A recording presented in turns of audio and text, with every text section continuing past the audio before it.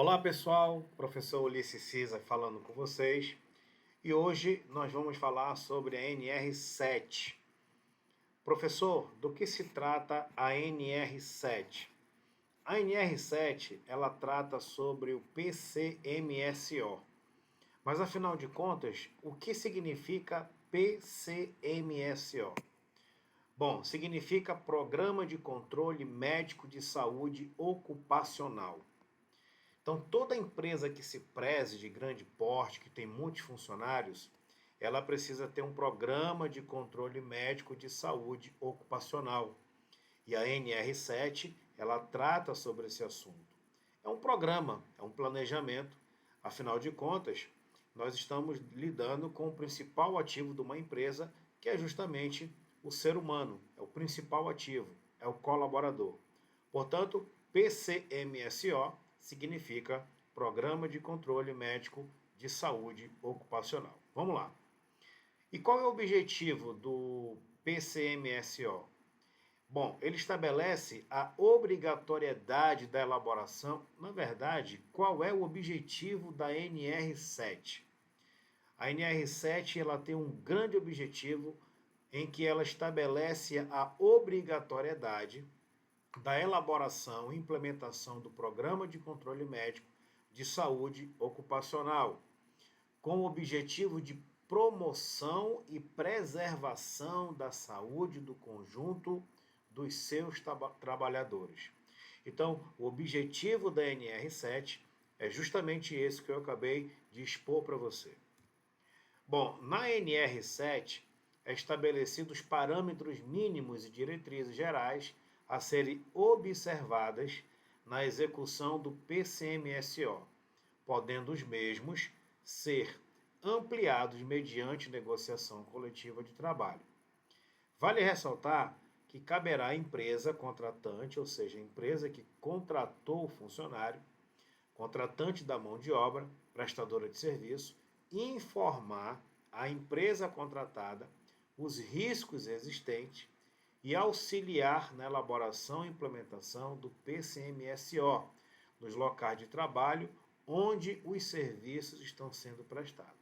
Então, caberá à empresa contratante de mão de obra prestadora de serviço informar a empresa a qual o colaborador vai trabalhar, expor ou falar sobre os riscos existentes e auxiliar na elaboração e implementação do PCMSO nos locais de trabalho onde os serviços estão sendo prestados. Então vamos imaginar uma empresa que ela é uma empresa de mão de obra terceirizada e ela vai alocar um funcionário na motorhonda.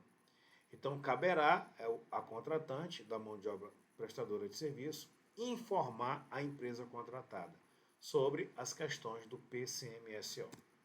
E quais são as diretrizes da NR7? O PCMSO deverá considerar as questões incidentes sobre o indivíduo e a coletividade de trabalhadores, privilegiando o instrumental clínico epidemiológico na abordagem da relação entre saúde e o trabalho. Então, o PCMSO ele tem essa diretriz de considerar as questões de incidente sobre o indivíduo. Então, é um programa onde nele reza as diretrizes no que tange à saúde ocupacional em relação ao trabalhador. O PCMSO ele deverá ter caráter de preservação, rastreamento e diagnóstico precoce dos agravos à saúde relacionados ao trabalho, inclusive de natureza subclínica, além da constatação da existência de casos de doenças profissionais ou danos irreversíveis à saúde dos trabalhadores.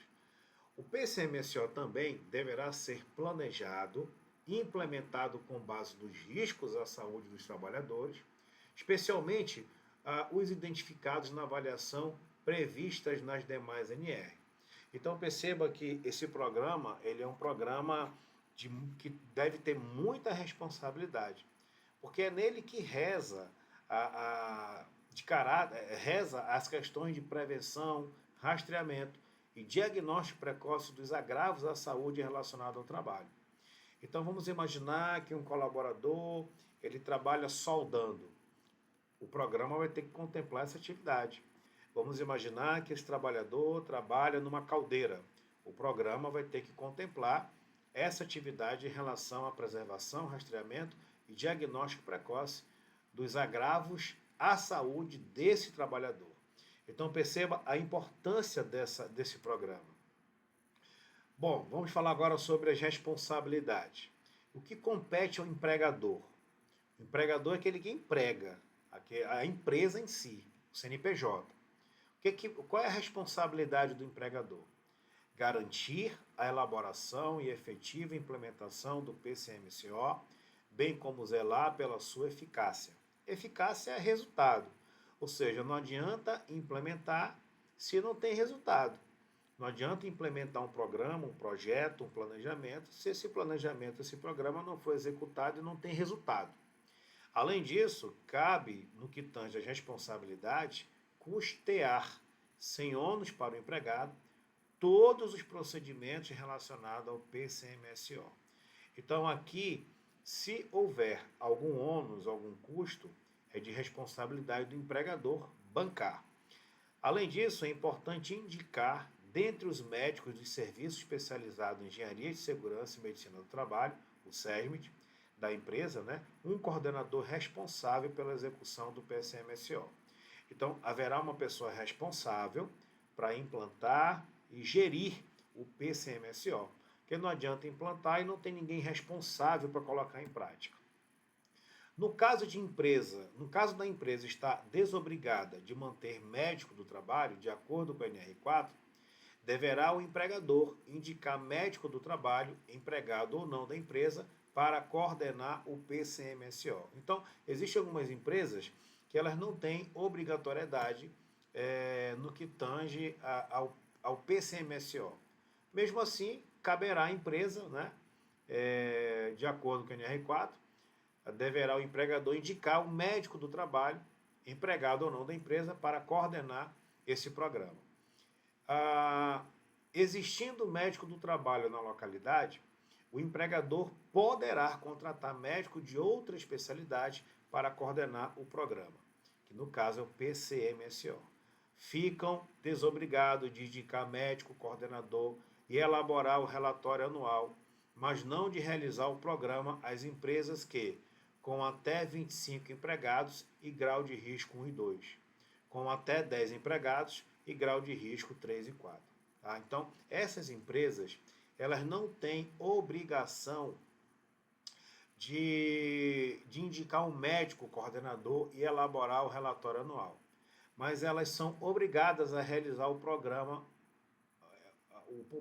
no que se refere ao PCMSO.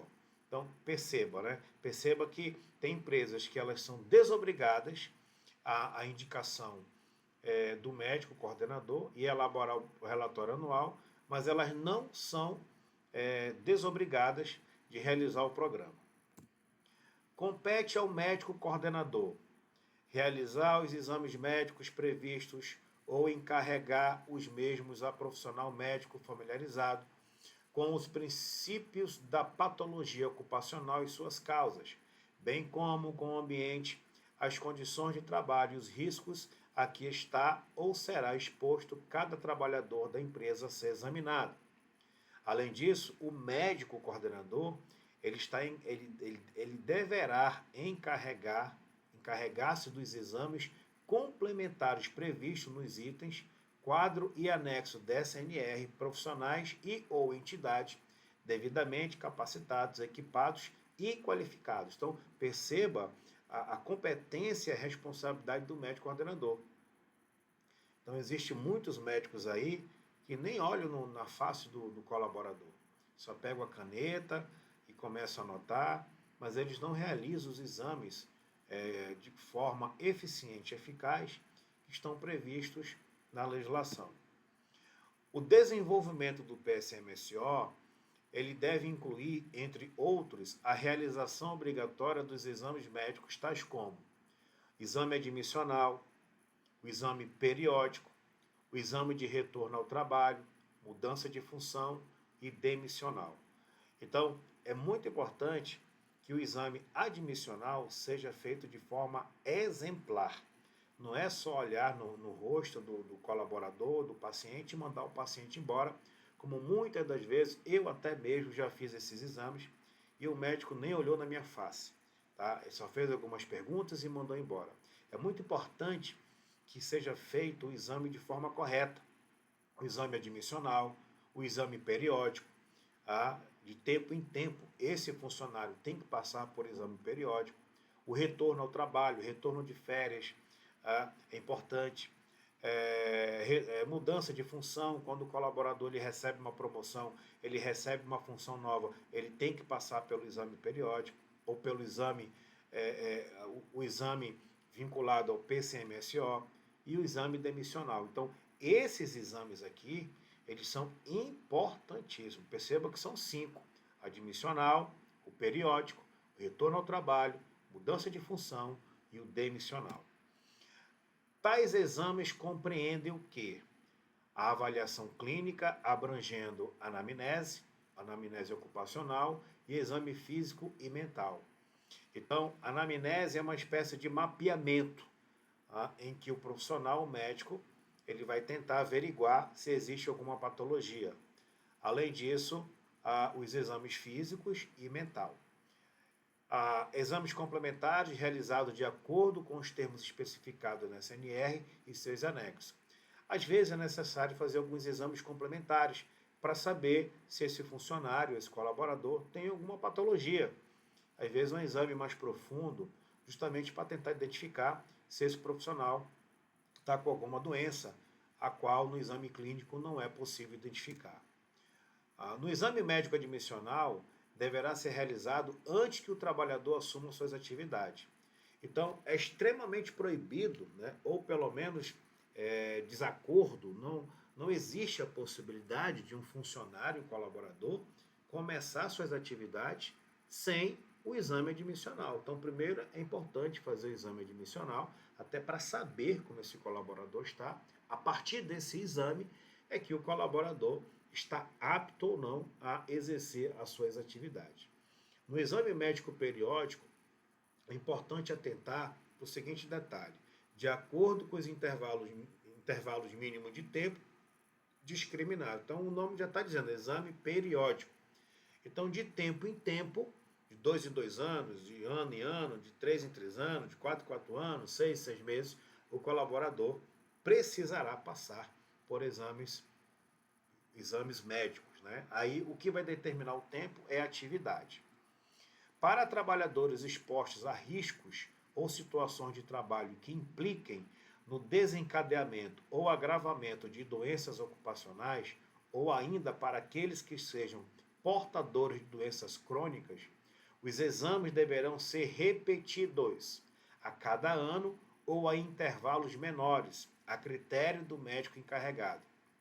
De acordo com a periodicidade específica no anexo de número 6 da NR15, para os trabalhadores expostos em condições hiperbáricas. Ou seja, perceba que ele está apontando aqui para a NR15. Então, na NR15, existe um anexo, uma tabela, em que, de acordo com a atividade vai dizer de quanto em quanto tempo o profissional haverá de passar por exames periódicos.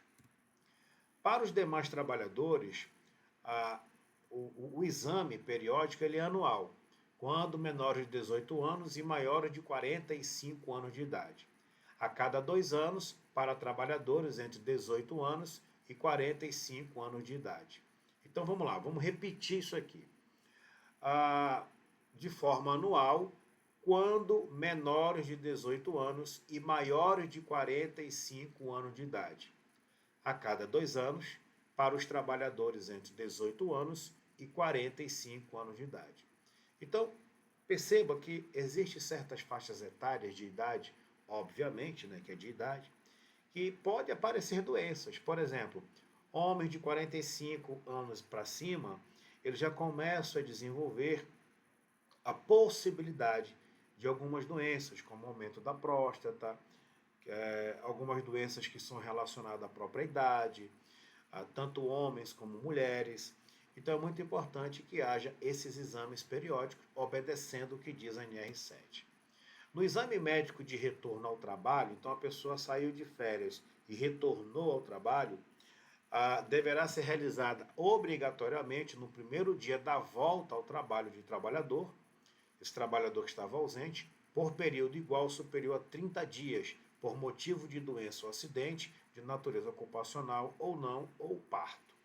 Então perceba o detalhe, deverá ser realizada obrigatoriamente no primeiro dia da volta ao trabalho de trabalhador ausente, por período igual ou superior a 30 dias, por motivo de doença ou acidente de natureza ocupacional ou não, ou parto. Então, isso aqui é uma observação para o exame médico de retorno ao trabalho. No exame médico de mudança de função, a pessoa que pegou uma promoção e agora ela vai trabalhar numa outra função, será obrigatoriamente realizada antes da data da mudança. Então, vamos imaginar que eu mudei de função e aí eu estou previsto para começar dia 10. Então eu tenho que fazer esse exame antes do dia 10, que é para saber como é que está a minha saúde. Entende-se por mudança de função toda e qualquer alteração de atividade, posto de trabalho ou de setor que implique na exposição do trabalhador a riscos diferentes daquele a que estava exposto antes da mudança. Tá? Então, vamos imaginar também que eu mudei minha função, vou mudar de posto de trabalho. E se esse posto de trabalho ele está explícito um certo perigo, algo diferente do que eu fazia, eu preciso também fazer o exame médico de mudança de função. Exame médico demissional será obrigatoriamente realizado até a data da homologação, desde que o último exame médico ocupacional tenha sido realizado há mais de 135 dias para as empresas de grau de risco 1 e 2, e 90 dias para as empresas de grau de risco 3 e 4. Então aqui ele vai apontar em R4 porque lá existe um quadro, e esse quadro aqui vai determinar a questão do tempo, né? Então ele traz aqui uma prerrogativa para você. Para cada exame médico realizado, previsto no item, o médico emitirá o atestado de saúde ocupacional, que nada mais é que é o ASO. Professor, o que é que significa ASO? Atestado de saúde ocupacional. Esse ASO ele tem que estar em duas vias. A primeira via do ASO ficará arquivada no local de trabalho do trabalhador, inclusive frente de trabalho ou canteiro de obras à disposição da fiscalização do trabalho. E a segunda via do ASO será obrigatoriamente entregue ao trabalhador mediante recibo na primeira via. Tá? Hoje nós temos aí o e-social, que o e-social também ele vai trazer ou vai informar tudo a respeito do colaborador. O ASO ele deverá conter no mínimo o quê?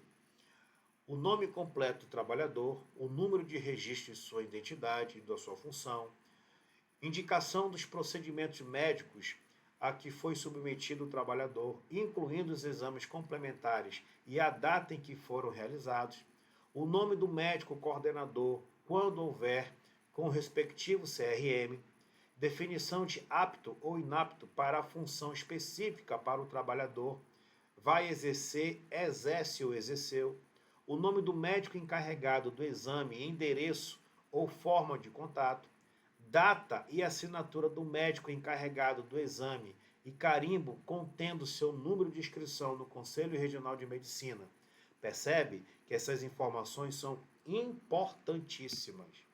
Sendo constatada a ocorrência ou agravamento de doenças profissionais ou alterações que revelem qualquer tipo de disfunção de órgão ou sistema biológico, caberá ao médico coordenador ou encarregado solicitar à empresa a emissão da comunicação de acidente do trabalho, que é o CAT, indicar, quando necessário, o afastamento do trabalhador da exposição ao risco ou do trabalho, orientar o empregador quando a necessidade a adoção de medida de controle no ambiente de trabalho. Perceba só, mais uma vez, a importância de você ou a empresa tratar muito bem de seus funcionários. E agora, vamos falar um pouco sobre o perfil profissiográfico previdenciário. O que é isso, professor? É o famoso PPP. É um formulário com campos a serem preenchidos com todas as informações relativas ao empregado, como, por exemplo, a atividade que exerce, o agente nocivo ao qual é exposto, a intensidade e a concentração do agente, exames médicos clínicos, além de dados referentes à empresa. O PPP ele deve ser preenchido para a comprovação da efetiva exposição dos empregados a agentes nocivos para o conhecimento de todos os ambientes e para o controle da saúde ocupacional de todos os trabalhadores. É importante ressaltar que é necessário o preenchimento do PPP pelas empresas para todos os empregados, de acordo com a instrução normativa de 5 de 12 de 2003.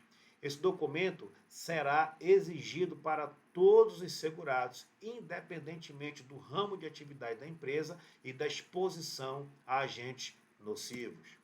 O formulário, que é o PPP, ele deve ser preenchido pelas empresas que exercem atividades que exponham seus empregados a agentes nocivos químicos, físicos, biológicos ou associação de agentes prejudiciais à saúde ou à integridade física.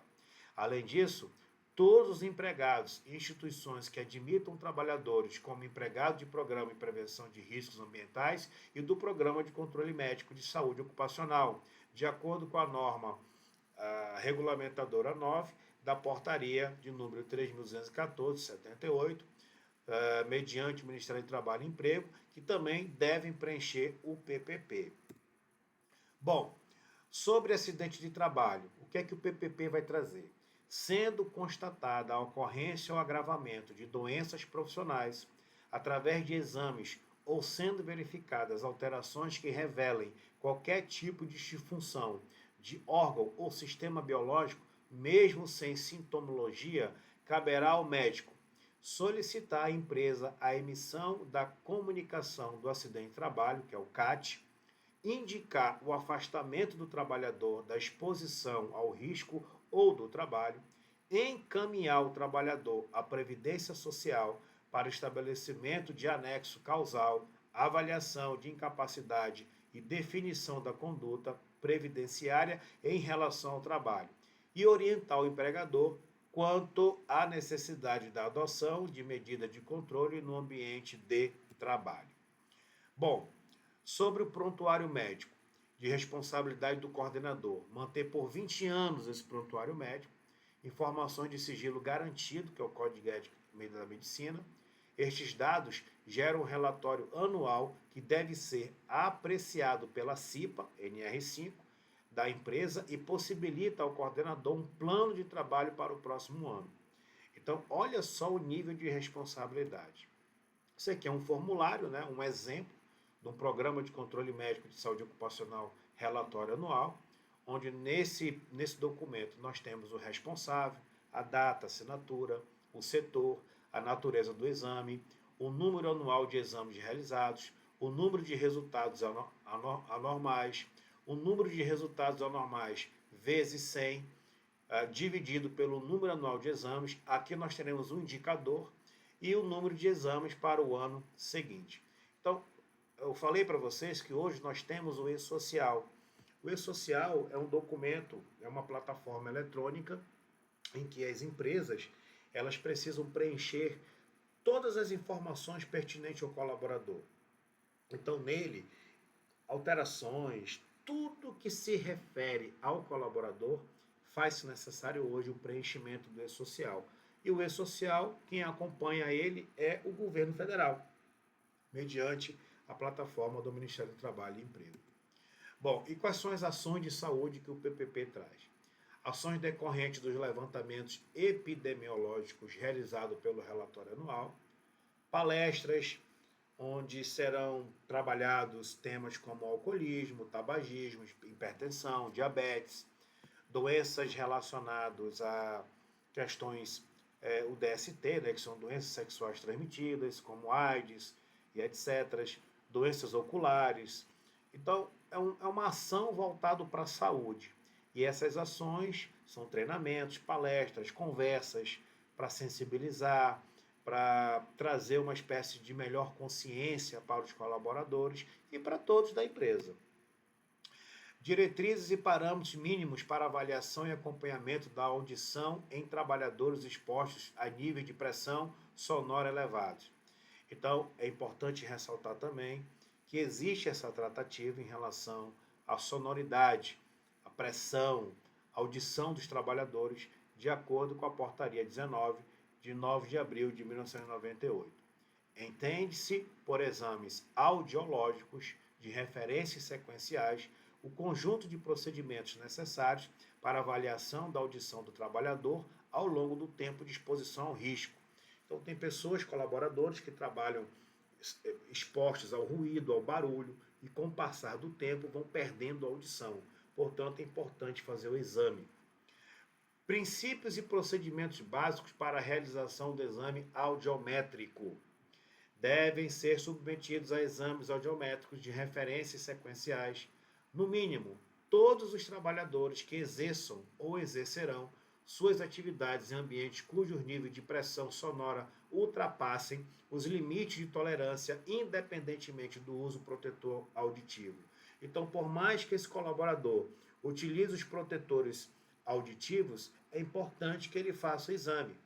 O audiômetro será submetido a procedimento de verificação e controle periódico do seu funcionamento. Então, lá eles vão fazer a aferição acústica anual, onde o colaborador é inserido numa cápsula, numa determinada máquina, e lá o profissional, o médico, vai fazer a avaliação de como está a escuta desse colaborador.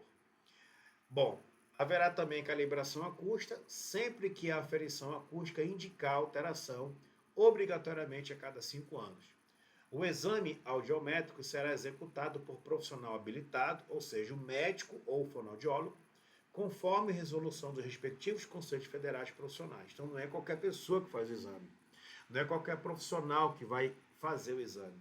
Tem que ser, de fato, um fonoaudiólogo ou um profissional habilitado, né, para fazer determinado exame nos colaboradores.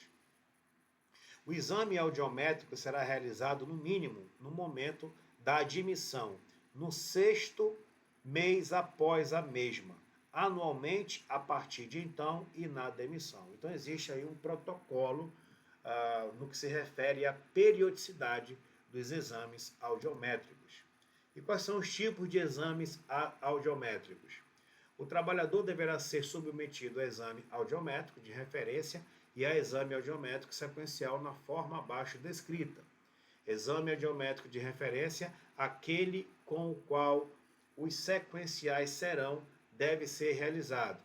Quando não se possua um exame audiométrico de referência prévio, quando algum exame audiométrico sequencial apresentar alteração significativa em relação ao de referência. Ou seja, se houver alguma mudança, alguma alteração, onde não tem nenhum exame também de referência em que esse colaborador tenha feito, é necessário fazer o exame. O exame audiométrico será realizado em cabina ou cabine audiométrica, devidamente calibrada. O trabalhador permanecerá em repouso auditivo por um período de 14 horas até o momento da realização do exame audiométrico. O exame audiométrico será realizado sempre pela via aérea nas frequências 500, 1000, 2000, 3000, 4000, 6000 e 8000 Hz. E se detectado alguma alteração, será repetido na via óssea. Então, é um exame simples, porém, ele traz aí muitas informações pertinentes à audição do colaborador. Esse exame ele tem uma interpretação, né? Quem deve interpretar é o médico que faz esse exame, obviamente.